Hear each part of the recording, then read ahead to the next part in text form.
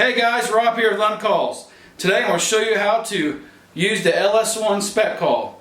It's a real easy call to blow, and a lot of people ask, how do you do it? And so here's a run on how to make the Speck Call.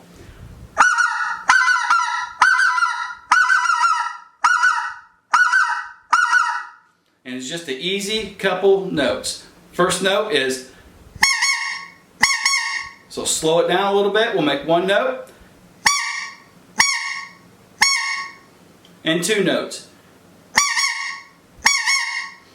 So all I'm doing is taking the call backwards.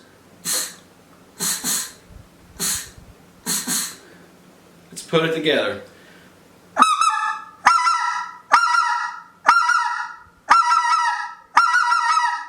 Just like that. So take the call.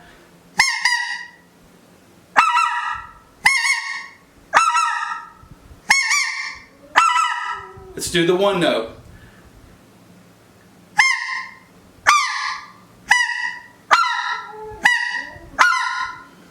So how to get the squeals, you just add the back pressure.